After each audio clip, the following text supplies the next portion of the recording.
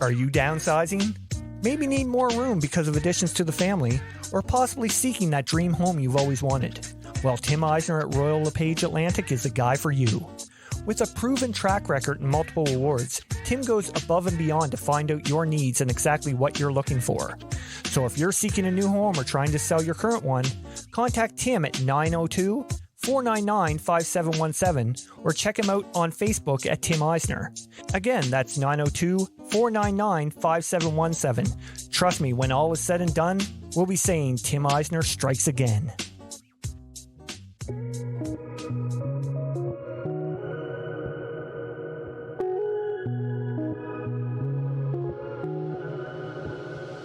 Hey, what's going on, everybody? Hope everyone had a great weekend, especially those that celebrated Thanksgiving. Welcome to episode 73 of Outside the Chute. I'm your host, Randy Frame. Two OTC players of the week to get to, as we never got to give a shout out last week. Last week's went to Izzy Cruz from the Texas Bombers Gold U14 Malpass team, as Izzy hit a whopping 786 with 5 home runs and 17 RBIs. They went on to capture the Gold Cup, going a perfect 6-0 on the weekend. Fantastic job, Izzy. This week's winner comes to us from Florida, as Arlette Caravaca takes home the honors. Arlette hit 565 with a home run, 7 RBIs, 7 runs scored, and 8 stolen bases, competing with the Jack Storm 16U Gold Harris team last weekend. Awesome job, Arlette. Those are great numbers. On to this week's guest, and we sat down and chatted with San Jose State alum and Canadian Olympic bronze medalist, Emma Entzminger. Emma has had a fantastic career to date. She played 4 seasons with the Spartans while studying at San Jose State University, starting in 191 of her 207 games played over that span. Over her career with the Spartans, she had a 287 batting average, 17 doubles, 3 triples, 4 home runs, and 70 RBIs. She finished at San Jose State ranked 3rd all-time in runs scored, 4th in walks, and on base percentage. Emma competed at her first Pan Am Games at Lima 2019 and tied for the team lead with 5 RBIs as Canada won the silver medal. Just a few weeks later, she posted a .429 batting average at the WBSC Americas Olympic Qualifier as the team booked its tickets to Tokyo. In her Olympic debut, Emma recorded 2 hits and 3 RBIs as Canada won the bronze medal. We're going to talk to Emma about getting a late start in the game, her time at San Jose State, a great story of adversity and reflection after being released from the national team in 2017, and of course the epic bronze medal win this past summer at the Olympics in Tokyo. Emma was a pleasure to chat with, and I can't wait to see what she has in store for our country down the road. With that being said, grab that drink, sit back, relax, cause here we go. I got the world in my palm, like camera action, it's on. I can't describe what I'm feeling, ain't never felt this freedom. I got the world in my palm, like camera action, it's on. Ain't never felt this freedom. Could you say that anything goes, anything goes, anything goes, anything goes, anything goes, anything goes.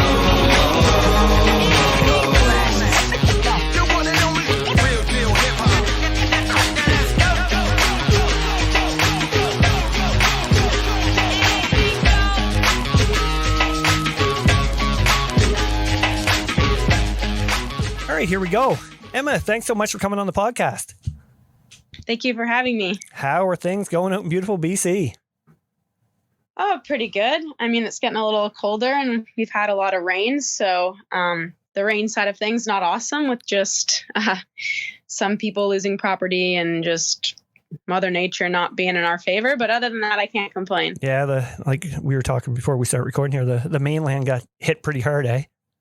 Yeah, pretty bad. Highways kind of collapsing, just fields completely under, houses under. It's pretty sad, but the community's working together to kind of, help those families and help people that are in need right now, which is awesome to see. Yeah, I mean, we're seeing the images from, out here on the East Coast, and it's pretty crazy. I mean, that's a lot of water to come down, and to take out the highways and, well, pretty much every road leading into Vancouver. So I mean, that's pretty crazy. Yeah, it was pretty bad. It's been a little bit drier this week, so that's good. And hopefully we don't get too much rain. I mean, we're used to the rain, but I don't think we're used to this much. So. No, not at all. So what's been on the go for you since you come back home from Tokyo? A lot of time just kind of recharging. A lot of time spent with my family, which has been awesome. It was a long time away from everyone, but it was something that we knew we had to do. So just spending a lot of time with my family. I'm really close with my family, lots of nieces and nephews. So getting to see them and just do fun things. And I'm working a bit right now, kind of 2 coaching jobs I have. One with a high school academy that I went to in high school here in Victoria. I'm helping out with that as kind of the director of player development for our academy. So that's just high school girls. It's basically their PE class, and they get to do softball in it. So from weightlifting to softball skills and then classroom sessions. So that's part of it. And then I'm also kind of helping build a new softball program here in Victoria. That's more of like the travel ball program and organization. So I'm leading that and in charge of the player development as well. So it's been awesome to be able to kind of give back to my community. I haven't been able to in the past, just with time and only being home for 2 weeks here and there. So it's been really cool to be able to, give back to the community. That's just given me so much and has opened up many opportunities for me as an athlete. That's awesome. That's awesome. It must be nice to, to finally just kick back and relax for a bit though. Yeah, absolutely. Yeah. It was nice to kind of come home, but then you get to a point you're like, okay, now what? Yeah. Just because your life's been go for so long. But yeah, just a lot of time to just do the things you weren't able to do, the past couple years or whatnot. But lots of time with friends and family. Awesome. So I asked both Erica and Jen Gilbert when they were on after you guys won the bronze. Has it sunk in that you're an Olympic medalist? I think so now. If you ask me right when I got back or even kind of, August, no. People kept asking, and I've done some podcasts and just interviews and stuff. And that's always one of the questions. But I think now, just because, not that it's worn off, but now you're talking about, okay, Winter Olympics, like that's the next thing. Right. It is a reality. And I think it's pretty awesome. Having the medal and being able to share that with just other athletes and other people and kind of seeing how much that impacts them has been really cool. So I think when you see what others think of you, you're like, okay, maybe I am. Yeah. But when you're just looking at yourself, sometimes it's hard to see. But yeah, we accomplished some big things, and it's definitely started to sink in. Awesome. How many people, when they see you now, ask you if you have the medal on you? At first, it was the first question. Like, it wasn't even like, hey, it was like, do you have the medal? And I'm like, what? You don't want to talk to me? But I would say now I don't get it as much. And then, but at first people were like, you don't carry it around. I'm like, well, no. And so I felt bad. So I carried it around for probably a month just because every time I saw someone, they just wanted to see that. So that's hilarious. That's hilarious. Life as an Olympian. Yeah, I guess so. Yeah. Oh, that's great. Little thing we do here to kick off the podcast, kind of, break the ice. We call it quick pitches. I'm going to throw out some random questions to you and you answer them as best you can. Okay. I'm not very good at this. All right, let's do her. First one. If you could eat only one food for a week, what is it? Steak. Nice. Yes. Biggest thing you miss about San Jose State? My friends. I haven't seen a lot of them, so for sure my friends and teammates. Awesome. Biggest role model growing up? Probably Cassie Campbell. I loved Cassie growing up. She was amazing. Yeah. Yeah. Favorite place traveled for ball? Japan, hands down. Japan. Best country ever. Awesome. Favorite place traveled ever? I would still say Japan. That would be my answer still. Okay. What are you most looking forward to over the Christmas holidays? Honestly, just spending more time with family. A lot of my family I haven't seen, just they live other places. So we finally get to come together. And I think that now that it's a little bit safer and everyone being vaccinated, we were able to do that, where the past long while we haven't been able to. So just seeing everyone and being together as a group. Yeah, absolutely. I mean, one thing that I love about our Christmas holiday, we, as a family, we always play Trivial Pursuit. Like I don't know. I don't know why. It's just started like maybe 10, 15 years ago, and we do it every year. And I think that's one of the biggest thing I look forward to, besides my kids opening their gifts, of course. But I mean, playing Trivial Pursuit with the families, it's just awesome. Yeah, we play a road hockey game, which gets a little bit competitive. So nice. That's probably up there as well. Nice. Always look forward to that. I wish I could play road hockey with my family, but they probably get a little mad with me. What do I got here? 2 more. If you go back and replay one game over again, which one is it? I think I know. Probably Japan game. Yeah, I figured.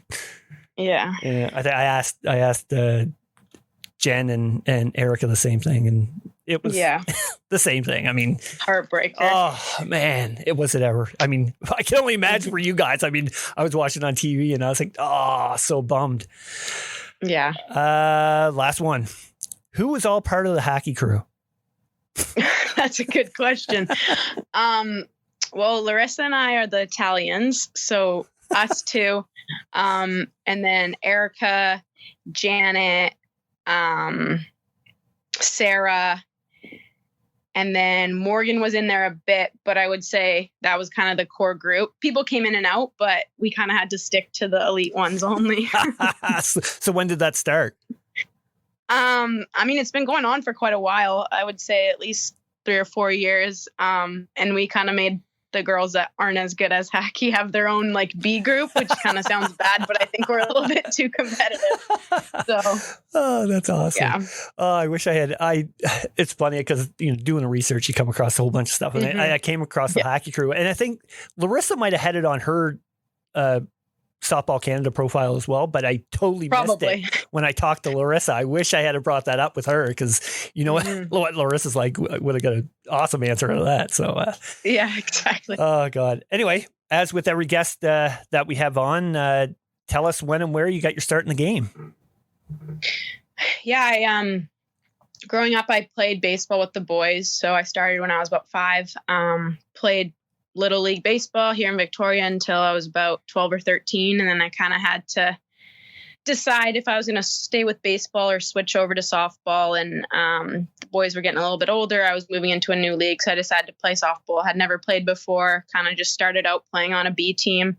Really enjoyed it. It was a little different at first, just going to a bigger ball and a different motion. But then a couple years at B, and then I got onto an A program, which was in high school. And at that point, I had decided to go to Lambert Park High School, which has the baseball and softball academy that I coach at right now. And from there, it was just a matter of kind of, what my goals were. And my goals were to play with the national team and also get a scholarship to play collegiately. So, I was fortunate enough to get a scholarship to go to San Jose State through high school and through all of that. So that was kind of my into the college game and the start of things. I was fortunate enough in 2013, which was grade 10, to wear the maple leaf in Canada across my chest for the first time at the World Championships.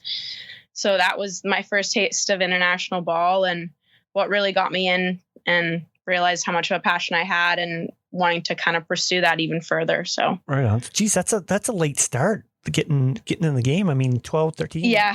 What was so playing Little League growing up? Like, what was that like? Because I mean, I haven't really got to talk to anybody, but playing Little League till they were in their teens almost. So what was that like? Yeah, I loved it. I mean, I played a lot of sports with the boys. I think it was fun for me. It was competitive. I like to beat boys.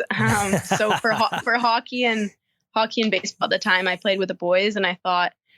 I had a couple girls on my team for baseball. I was a pitcher, so that was a little different switching over, but baseball was big in my family. And I know in Victoria, the level of softball, I would say, wasn't really a thing for young kids. Right. The higher levels and more elite levels, yes, they had organizations that could provide that training, but I would say at first it really didn't. And I'm definitely super fortunate that I went through baseball. My parents signed me up because I think the skills they teach in baseball at a young age, just the attention to detail was super high. And I think I learned a lot of skills through baseball that not that I wouldn't have had that through softball, but just Right. the opportunities in Victoria were limited.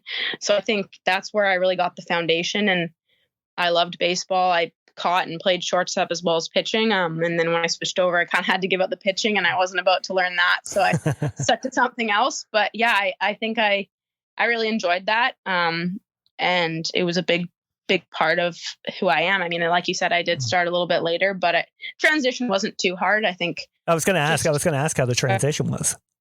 Yeah. I mean, honestly, it must not have been that hard because I don't really remember. Yeah. So, like I said, just the ball and pitching underhand was really the difference. But a couple rules that you had to get used to. But I think I kind of caught on. And right. At the end of the day, it's basically the same thing fundamentally with the swing and fielding and throwing. Yeah. So. Yeah, absolutely. Now, did you have a love for the game right away, or was it something that developed over time? Definitely love for a game right away. Yeah. I mean, my parents really gave me a lot of opportunities to play many sports growing up, and I think it's shaped me into the person and athlete I am today. So I think I really had a passion for a lot of sports, and that was probably one of the hardest things, was deciding what I was going to pursue to kind of go with and go to university and all of that, because I did love multiple sports and had a passion for multiple. So yeah. I mean, I think that's a benefit that we have up here in Canada is the winter summer season. I mean, being able to play hockey in the winter and then transition over to softball in the summer. That I think that's something that I think we benefit from as being able to be multi-sport athletes. Yeah, for sure. You can't make them play all year round because you just can't physically. No, absolutely not. Absolutely not. Yeah. So tell us about competing in travel ball. You were with was it Victoria Devils? Yeah, Victoria Devils. Yeah. Any big memories stick out? Yeah, that was my first A team for softball. So that was kind of fun. We got to go to Colorado for just kind of a recruiting tournament, which that was the first time I had traveled really anywhere into the US or just outside of Canada for a sport. So just playing with the Devils and getting that competitive level. And I got picked up with one of the older teams for the Devils to go to nationals. So that was a fun experience.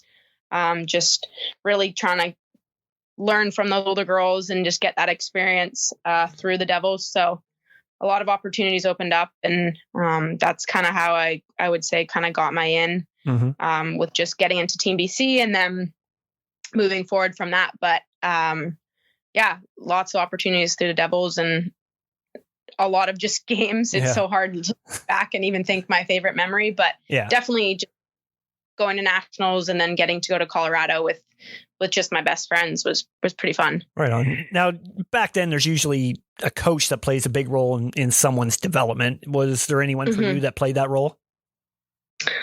My dad will be happy that I said this because he always comments on it, but I would say my dad, honestly, like he helped out. He helped out a lot on the team. Right. We had about like 4 or 5 of them that really helped with the Devils team. And he's been my coach all along and still hits me fungo and throws me front toss, but he doesn't critique me as much as he did then. But he's been a big part of it. And then my high school coach, Rocky Vitale, who I coach with actually now, and is the head guy at my high school academy. Oh, no way. He was a big part of that because that was where I was training during the day and then going with the Devils kind of after school. So he had a huge part in my development and a huge part in getting me to San Jose State and getting me to university. So he's definitely one that's had a huge impact in my career. He was a great player back in the day. Yeah, he was. That's what I've heard. Yeah, absolutely. Him and Mike Pietnik, they were teammates, and we had the opportunity to talk to Mike on here, and he had great words for Rocky. Yeah. I love him. He's done a lot for me. So awesome. Yeah. So you mentioned Team BC. You had the rare opportunity to represent BC at 2 Canada Games and actually win a gold medal in both, correct? Yeah, we did. How special were those events for you? Yeah.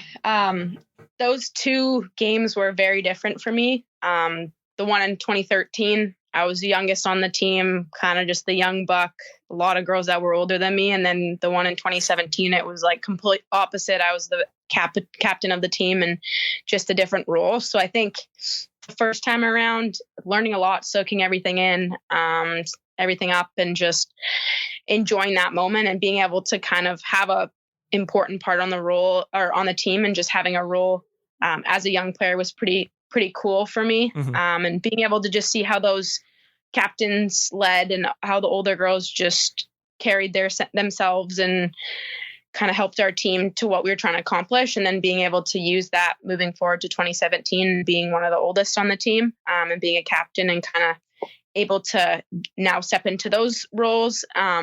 It was just different, but I think it was a cool transition because I had that under me and being able to inspire those girls on my team of winning that gold medal. And that's what we wanted to do, and being able to repeat that. So yeah, 2 different experiences, but both super special, and representing your home province is one of those, things you can't take away. So it's amazing. Sure, cool. It's amazing. Yeah. I mean, I got to represent us in 97 at the Canada Games, and it was probably the highlight of my life. Like the whole Canada Games experience was amazing. Now, it was my first multi-sport event. So that was pretty cool. Just being able to represent BC, and then seeing all the other athletes from different sports and kind of having that in common was definitely fun, and a first for me. Yeah. Yeah. Now, your last one, you were 21, weren't you? Yeah, They must have did it like change the ages or something, because they changed it after that games. That was kind of the last cutoff because it was 2017. So I think it's a little bit younger now. I think it's 19. I think it's under 19 now. Yeah. Yeah. Because I was 2013. I was in grade 10. So the age gap from being the youngest to then the oldest. Yeah. It's a pretty big gap. So now, it's a little bit smaller, and now they're high school girls instead of girls in college. Exactly. So the 2017 games, there would have been a few, quite a few NCAA players, wouldn't there have been? Yeah, a lot of girls that I've played with and against were there. And most of us had been away at college, and it was just a little tournament to play in once we came back. So. Wow. Geez, that's pretty cool. That was made for really good games. I mean, they would have been great games anyway, but I mean, having people with, a year of NCAA under the belt, that makes a huge difference. Yeah, no, it definitely does. And we beat Team Ontario twice. And I just have to mention that because a lot of my teammates played for Team Ontario, and I like to bug them about it. Team BC been better, but so. Who would they be? Janet, Erica, Nat, they all played for Timo. I played against Janet, so she's kind of the one that I would say, but yeah. Your left side buddy, right? Yeah, exactly. Left side, strong side. That's right.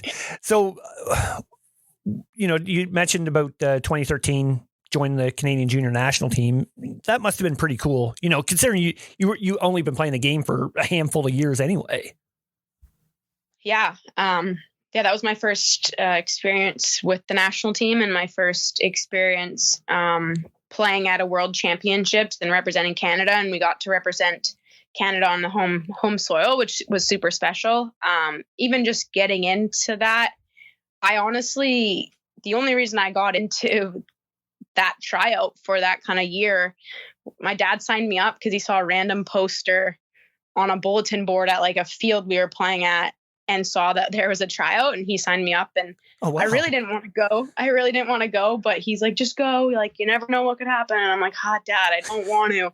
And it ended up being the best thing. So I guess it did. Shout out to him, I guess, again. But it was a really special opportunity, and it kind of gave me that, like I said before, a little bit of a taste of representing your country and wearing Canada across your chest and the maple leaf, and just what that represents and the pride in that. And like I said, playing in front of home fans was just incredible, and definitely the biggest stage I'd played on up until then. So it was surreal, and just the nerves and pressure you get from that. Yeah, that was in Brampton, correct? Yeah, it was. Yeah. That would that would have been awesome. Not only is it your first one, but I mean, it's in Canada. I mean, can't get any better than that. Totally. Yeah. Exactly. So when did the recruiting process begin for you? Was it around that time? Yeah, because 2013 was grade 10, and then I would say grade 11 was kind of the year that it got more serious. I was looking at a few schools, and Indiana, Purdue, Fort Wayne, and kind of was in contact with a school in Seattle, and just kind of opening my options up and seeing what I could, get or where I could go. And really, honestly, like the San Jose State opportunity kind of fell from the sky, and a lot of connections for sure. My Rocky Vitale is really close with Pete Turner at San Jose State, who was the head coach at the time, and kind of just called him up and said, hey, like, I think you're missing out on a girl, and I think you should give her a chance. And Coach Turner took Rocky's word for it and gave me that opportunity. So definitely came out of nowhere. I went down there, went on an official visit, and it just felt like home. Can't really complain about California. Just the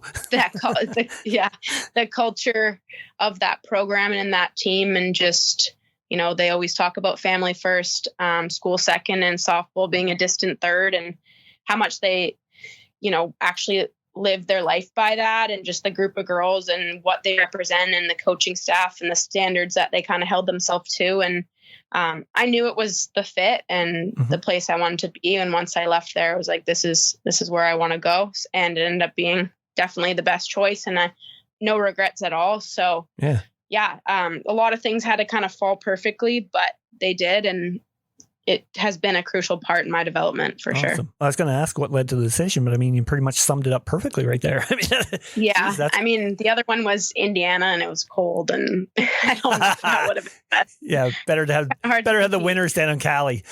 Yeah, exactly. So what do you remember most about, arriving on campus that freshman season?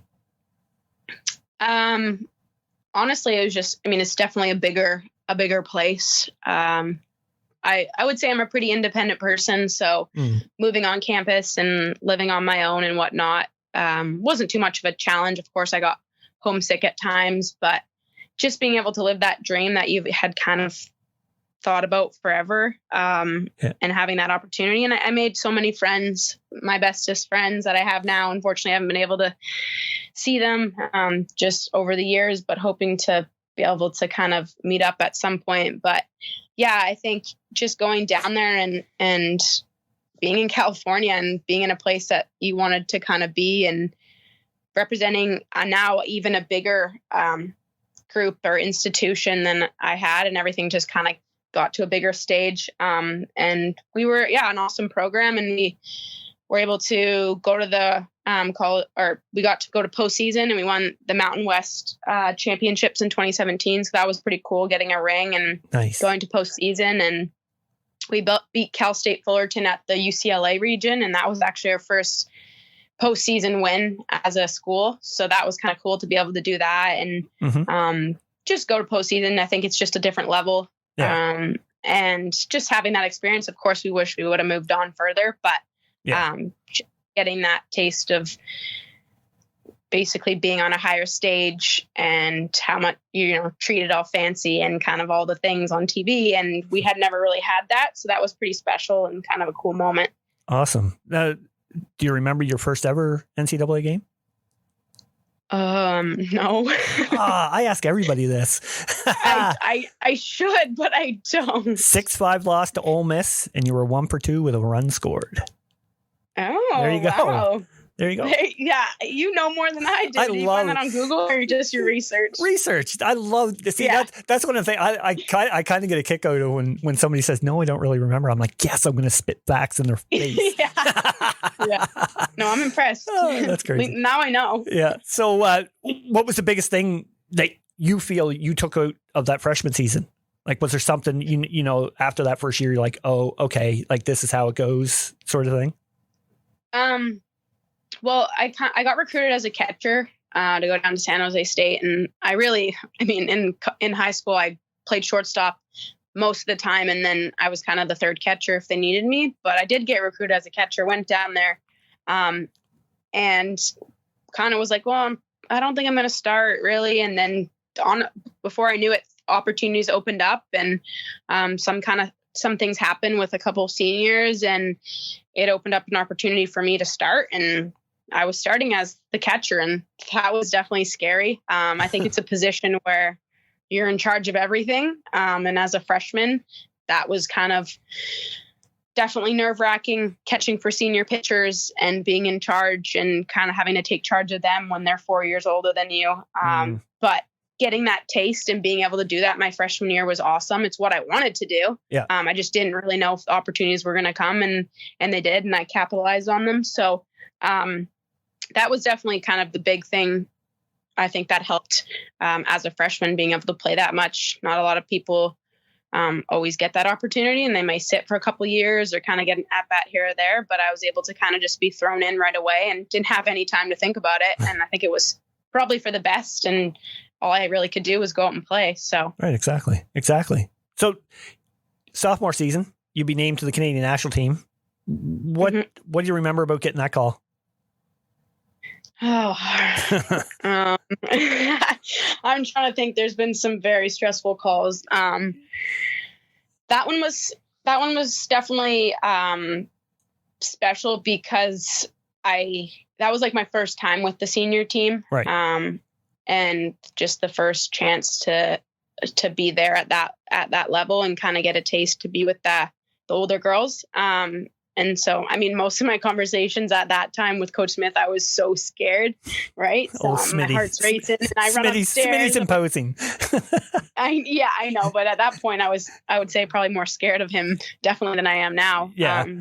Right. Yeah. So yeah, I think it's something that you've dreamt of forever, and receiving that call and having that conversation is super special. I mean, he's a great guy, and I love the guy, and just opening up another opportunity for me. So definitely a special call and a special moment to kind of just be named to the team. So must have been pretty cool to, that first WBSC World in BC. That must have been, pretty cool to be there. Yeah. My role on the team at the time was a little different. Like I was selected as an alternate, but I think it was also a super special experience of just like, you're there, soak up everything, learn from them, still getting to be a part of that. And yeah, I think the home soil there in Surrey, I might have not been on the team, but my role is just as important as everybody else and kind of a part of that. So yeah, well, definitely different than others, but yeah, it was cool. Yeah. I mean, you're getting so much valuable stuff just from being around the team at that time. I mean, you're young, exactly. You're young. And I mean, like you have people like Jen Yee was on the team at that time, was she not? Yeah. And I mean, getting to watch her hit must have been, I mean, she was a treat to watch hit. Yeah. And catching for Lauren Bay in the bullpen when I'm like, super young and that must have been awesome. That. Yeah, it was pretty cool for sure. Pretty old Lauren. We had Lauren on the podcast here. I love that girl. I mean, especially she's awesome. What she's been through her whole career, and then to end it off with a bronze medal. That's awesome for her. Yeah, she's a great human. I love her. Yeah. Now, looking back now, well, I guess we just talked about the biggest learning lesson from that year. I'd be being around that team. I assume. Yeah. Just yes, like I said, soaking it all up, and that's kind of why I was there. And it was awesome, and I think just gave me even more motivation and of what my goals were and what I wanted to do with softball and everything. So now I gotta ask about 2017. That's fine. I don't mind talking about this one now. Getting where you getting let go, but I mean, obviously it had to be a tough pill to swallow, I imagine. Yeah. I mean, it was a very tough conversation. Kind of went to camp that summer. It was my junior year of college, and went to camp, thought I did okay, I guess. And end of camp, we're doing cuts, come into a room with Coach Smith and Coach Mel, and he just kind of gave it to me and said that I came to camp unprepared, out of shape, overweight. Carrie Lee had retired that year before, so a spot kind of opened up at third, and I was playing third. And he was like, you kind of took that for granted. It was your spot to kind of earn, and we're gonna have to let you go and cut you. And it was super tough.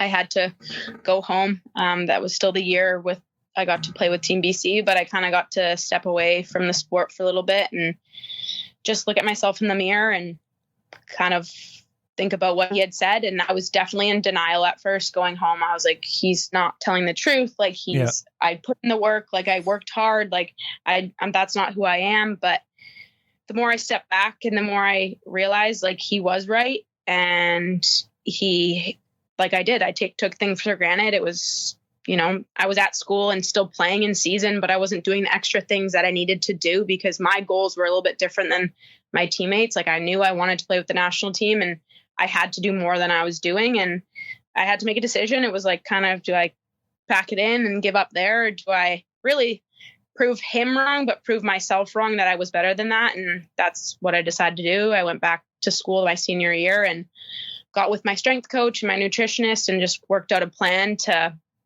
really be in the best position I could that next year and best shape I could be. And came back to camp in 2018 and I had lost a bunch of weight and was in the best shape I could be and softball shape, and just went out and competed, and I ended up making the team. So it was a tough obstacle and a tough challenge, but I've told Coach Smith this, and it was probably like the best conversation I've ever had and something that I cherish and I'm forever grateful for him to just really tell me the cold-hearted truth. No one wants to hear it, and it's a tough conversation, but I think it's what I needed. And I don't know where I would be now if he didn't, right? Like, I think that it really made me have to realize and not take things for granted and just change things and realize what I had to do to be a part of this program and what the standards were and all of those things. So I'm definitely very grateful for that conversation, as hard as it was. But,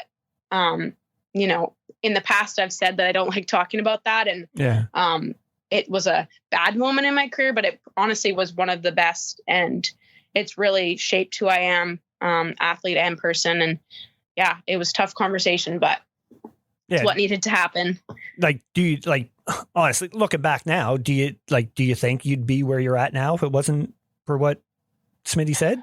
Or I've always worked hard and been motivated and stuff, but I think I kind of I don't want to say hit rock bottom, but it was like having something taken away like that I just got into the program that year before and was like, okay, this is it, right? And you're getting in, and then it being taken away and realizing how quickly someone can beat you out and how quickly things can change.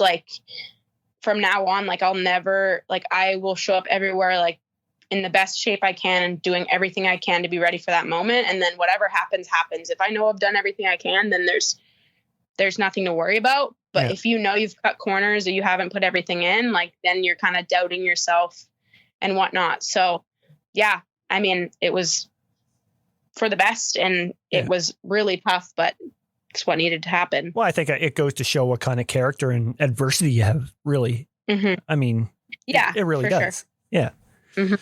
So, like you said, you get back in the national team and you haven't looked back. How fun was it to, play at the 2019 Pan Am Games and be a regular everyday player, while also producing at the same time? Yeah, the 2019 season was definitely a different one, and in a good way for me. I had always been 2018 Worlds. I was on the team, but I was really a bench player and kind of that extra infielder. And my role there was very different. I think I got a few at bats, got in against Botswana for a couple innings, and I was basically behind Jen at third. Botswana. Yeah. It was behind her, and it was just a matter of waiting for more opportunities. And then moving into 2019, I just got more and more opportunities and capitalized on more things. And we played in the Pro League that year, so I had a lot of at-bats and just more time and more innings. And then it was kind of even time with Jen. And then I just, started to work my way in and ended up earning that spot at third. So I think competing at the Pan Ams in 2019 was my first taste of being a starter and being on the team and just having a different role and doing ideally what I wanted to do the whole time. You're working for that. So, definitely nerve-wracking at first, but I knew I had earned it, and I knew that I was out there for a reason. So definitely a special moment being able to just be a starter. Like it's just different. You're always a part of that team, but having a different role makes things different. Like if I'm being honest, like I look back at 2018 and I'm like, okay, I want to make the Olympic team. In my mind, I was thinking to make the Olympic team to be the extra player, to be that extra fielder. Because I just thought I could never, like, I was like, Jen Salling is incredible. Like there's no way that she's going to leave third base. Like there's just no way. Yeah. And I had like set on that. And then it was slowly like, okay, like I can't have that like, what kind of mentality is that? Right. Like, exactly. Yeah. But I was for a while, like I was just so set and convinced. And then I think as things opened up and I started to perform, I think I just showed myself like, hey, okay, this is not it. And that's not how it has to be. So, definitely not a great mentality at the time, but, I had to shift that as things opened up and just honestly believe in myself and my abilities. Yeah, absolutely. Absolutely. Actually, in my notes, I forgot to even bring up the whole, Canadian Wild thing that you guys had going on there. How did you enjoy that? How did you enjoy that? Yeah, that was fun.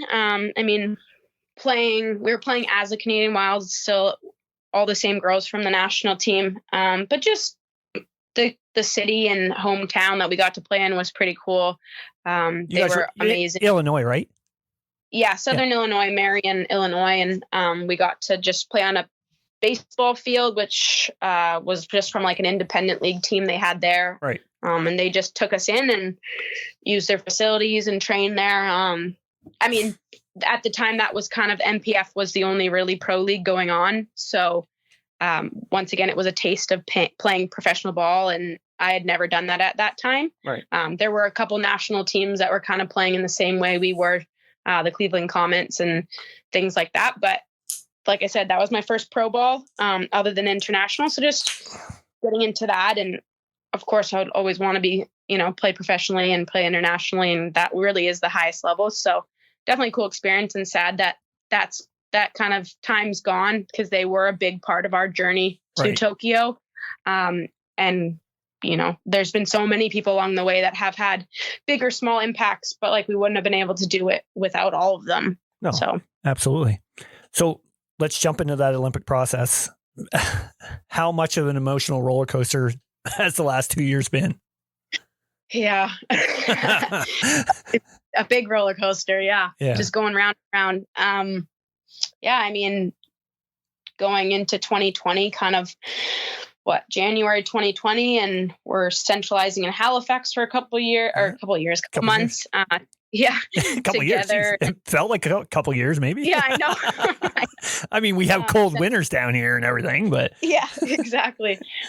Just centralizing together and kind of thinking that we were going somewhere next, and we thought we were going to Fresno next. We kind of parted ways for a week off to go home, and then we're like, okay, we'll see everybody in Fresno in a week. And then we get home and it's like the whole world's shutting down, no one's traveling, and it's like, okay, like it's just gonna get pushed back for like a week. Like we'll see each other, we'll get to travel. And then it was like, okay, it's a month, and then 2 months, and then it's Canada pulls out of the Olympics, and we're like that was kind of like a little bit of punch in the stomach, just because now we're gonna, I know we wanted to make an impact, and we wanted to kind of make a statement that this was more than, the Olympics aren't more important than a world pandemic. And but then it's like, okay, what if the rest of the countries go on, and like this was our one chance.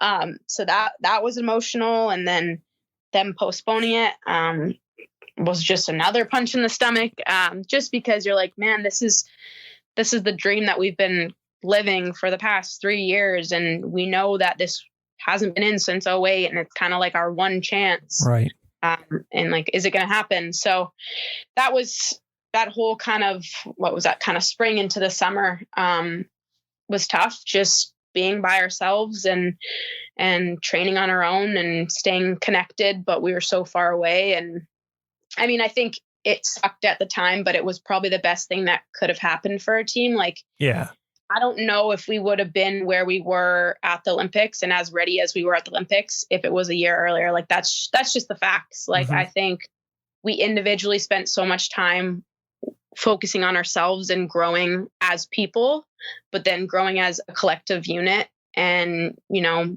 being more connected and just the relationships built. And also softball skill wise, like we all were able to just spend more time on that. So I don't know if we would have been where we needed to be. So that year really was a blessing. Yeah. And I think it just put us into the next level. And just as a unit, like we pride ourselves on our culture as a team, and we have the best culture out there. And it takes a long time to build that. That was like 4 years building of that.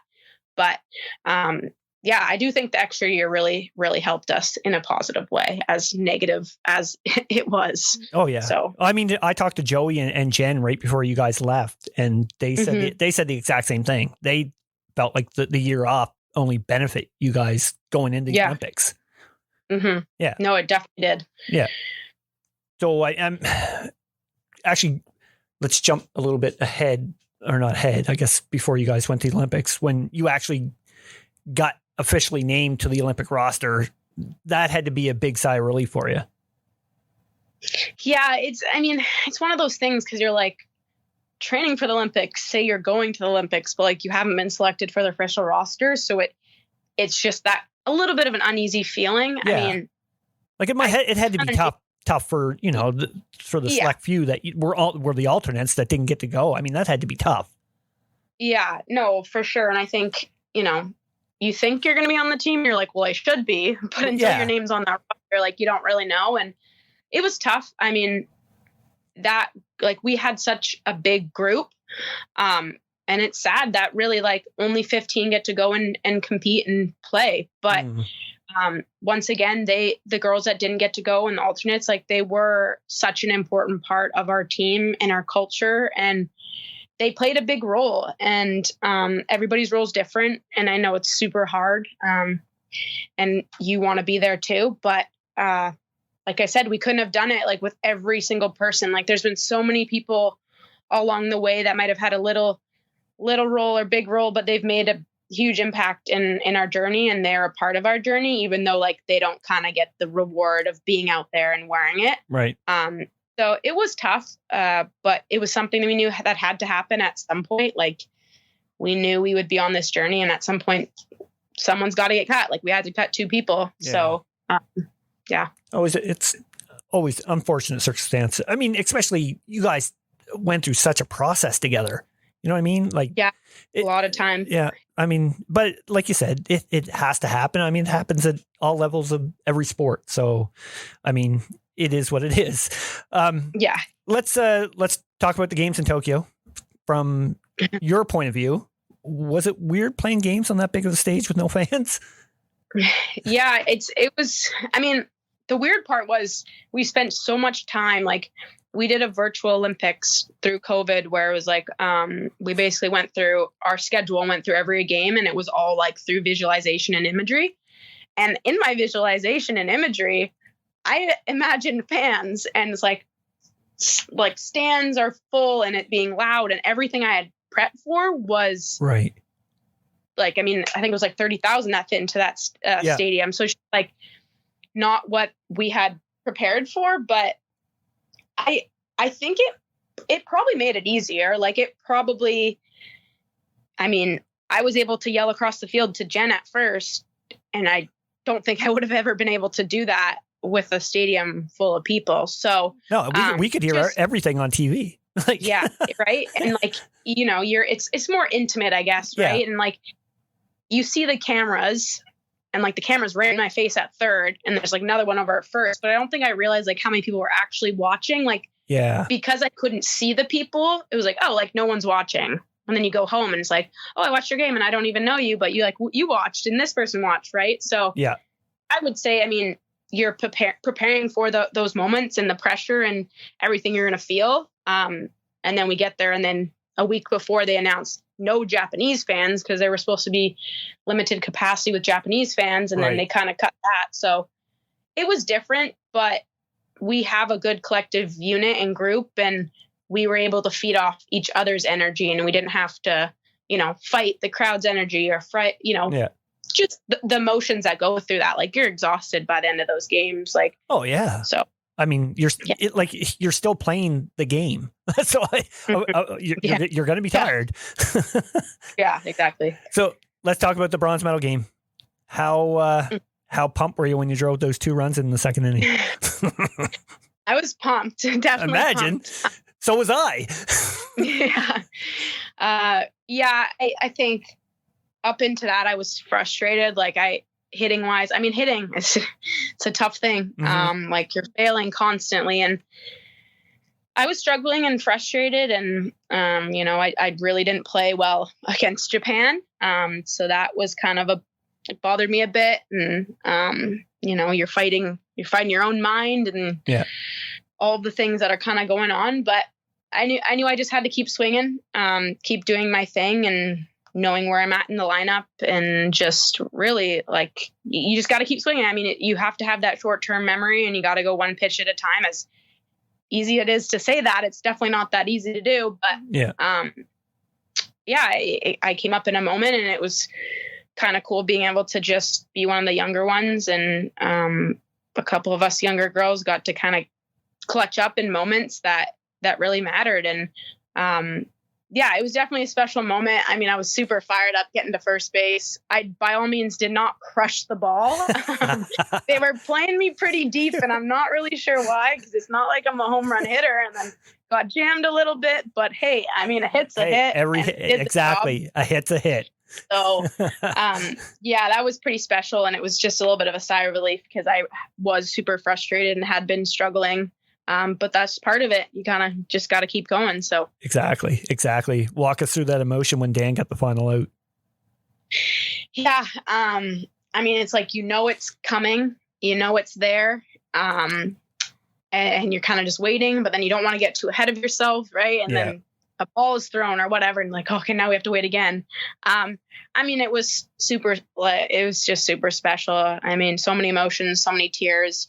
Honestly, just being able to do that with that group of girls was, I can't even describe, I can't describe it. It's just so special, because they're the ones that have been through all of everything, all the crappy times, all of the bad things, the good, people that see it from the outside, it's like, oh, you're an Olympian, you get to go away and you get to play at the Olympics. It's like, man, the times and the things we had to go through. You guys went together through so much hard work and sacrifice. It was ridiculous. And being able to kind of celebrate on the field together, and the girls that played in 08 and lost in the bronze medal game, that was special for them. Really just being able to be there with that group. And I get goosebumps thinking about it, because I love them all so much. And I've honestly never been a part of a team that genuinely cares about each other that much. I've been on teams and it's always like, I like that girl, or we're just kind of teammates. We all were just so bought into each other and cared about each other. We joke about it, because you look back, 2 or 3 years ago, when we were trying to do our core values, and we were fighting with the word love. I don't know if you've heard this, but fighting with this word love, and we're like, oh, I don't think love's our core value. We're just not there yet. But then we joked about at the Olympics, because we were there, and we should have made a core value 3 years ago. But 3 years ago, we just weren't at it. And we love each other. And I think I've said this, I think our connection and our culture on the field and off the field has played a huge impact in how successful we were. The softball side of things is super important, but how you are when things get tough and in those moments, it really shines out what kind of culture you have as a team. Yeah. It's amazing what team chemistry can do, isn't it? Mm-hmm. Yeah, it is. It's unreal. I preach it on here all the time. I think team chemistry trumps talent, all the time. Mm-hmm. You could have 15 superstars on your team, but if you're not cohesive, don't get along, you're not going to do anything. Yeah, exactly. Yeah. Yeah. And it's not easy to build, but, it's, once you have it, it's just it's so, it's awesome. It's moving forward from this, you're building a brand new culture, and it's it takes work. It takes time. It's not gonna happen overnight. So no, exactly. Yeah. So moving forward, what's the plans? Well, I'm definitely still going to play. I feel like I kind of just got just got going, I guess, per se. You got a ton of years left. Come on. Exactly. Yeah, I know. Come on, some of my teammates like Lauren Bay, like 39, like man, now Exactly. I have to play that long. No, I'm only 25, so I mean, ideally, I'd like to be around for 2028. I was going to ask you that. It's LA on the radar. Yeah, I would like to. I mean, it's just a long time away, but I think I love the game, and I've always played the sport and with the national team because I love it and I love representing Canada. This was a treat being able to be in the Olympics because that wasn't really a thing before. So I'll play for as long as I can. Like I said, I feel like I have more in me. I really just started kind of getting at a starting position within the past couple of years. So yeah, that's the plan, and we'll see where it goes from there. But yeah, I love softball so much, and I don't think I'm ready to give it up. Yeah. And I'm too young. Everybody would get mad at me. Exactly. And you have the ins with the coaching staff. What's the thoughts on the new coaching staff? I am so fired up. Like I imagine. Like, yeah, Rafter being the head coach is just like unreal. The best thing for this program. Like, yep. She is going to take this program like just to the next level. And I mean, I've had her as a teammate, and like her knowledge. Yeah. Her knowledge is just insane. So I'm excited to see where the program goes and all of the additional staff. Really excited that we have Coach Jones continuing on. I love him.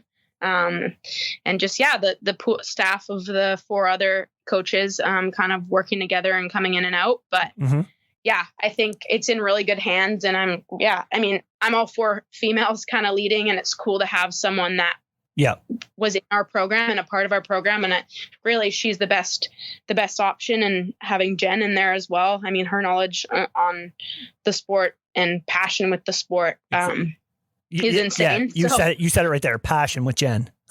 Yeah. So I'm really excited to just see where we kind of go with it. And the next generation, obviously it's a big development year for us. And now we're looking at college kids to be a part of our program, where you look at this last time, like you have, no one was in college, right? So it's just hopefully getting more development within our program as a general, like, in hoping to develop how our program works a little bit more. I think we lack in development at times. So hopefully we can just find kids. Like, I got a bulletin board. That's how I saw that there was a tryout, right? So it's just like getting it out there and just letting people come out and trying, like, you showing off your stuff. And yeah, I'm really excited. It's really exciting. I was pretty pumped when it was announced. So yeah, absolutely. I think the program is in amazing hands. Like softball Canada made the right choices when they announced their coaching staff. I can tell you that.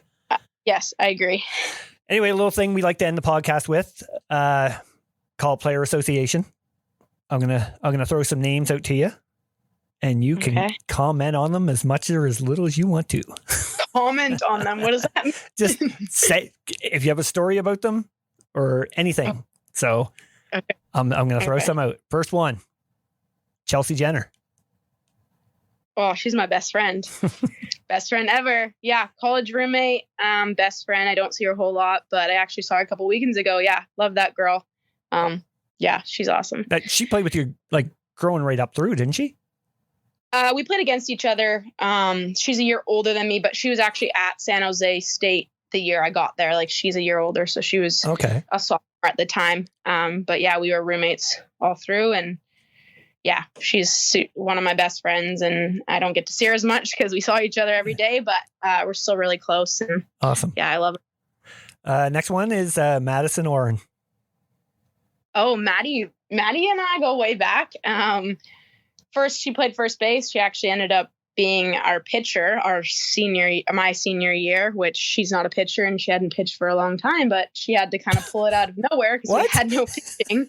And she did really well. I mean, she's a gamer. And yeah, I mean, I haven't seen her since I left school. So it's been a long time. But she had to pitch and she never pitched?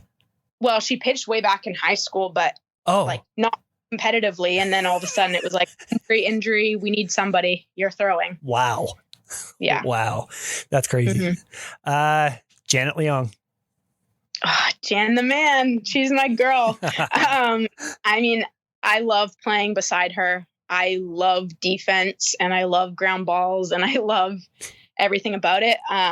And she's an incredible defender and even better human. And yeah, she's who I want on the left side with me. Absolutely. Well, that's why we call ourselves the left side strong side. So yeah, I love her. So. Awesome. 2 more. Sarah Groenewegen. Sarah G. Yeah, I mean, we actually played together, her and Janet. We played together in 2013, our first time on junior team. So that was kind of a special moment having them on my team, my first game as a representing Canada, and then being able to go to the Olympics and have them beside me as well. I mean, she's one of my best friends on the team, and she's a gamer. She's someone I want on the mound. Loves to compete, and you know, she's not going to go down without a fight. So definitely someone I want on my team, and I think she did amazing at the Olympics, and our whole pitching staff did incredible, and how they worked together as a staff and as a unit was pretty cool to see, because that's really what made us so successful. So actually, I have a feeling that she is going to be a big part of 2028 in LA. Hoping so. Yeah. Hopefully we can get her to stay on for that long. We'll see. I might have to. You got to convince her, because I think big things. Yeah. Last one, Larissa Franklin.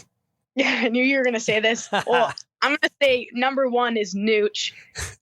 So Larissa is just a character. I mean, also one of my best friends, and she's my other Italian. But one summer, she just straight up asked everybody if we could start calling her Nooch, because she says she's neutral, is what she said. So I call her Nooch now, and it's stuck for some people, but a lot of people don't call her Nooch. But here and there, I like to call her Nooch.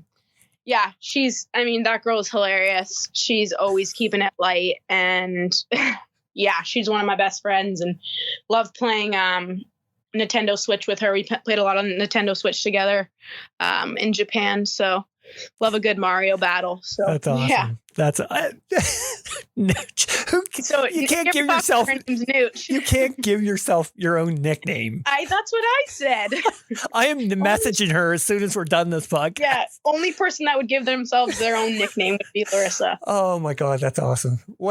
That's a great way to end it, Emma. That's awesome. All right.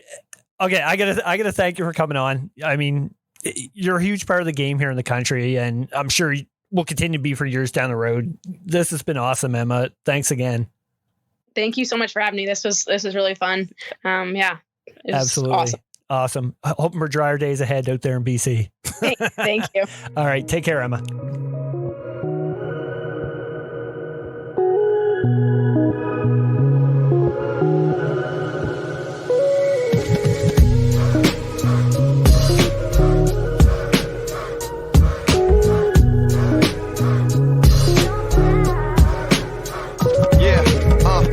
In silence, but my actions speak very loud. My mama's very proud the way I made him hear me out. I said I do this till us carried out, till I'm in the cemetery buried. I'm running the necessary routes.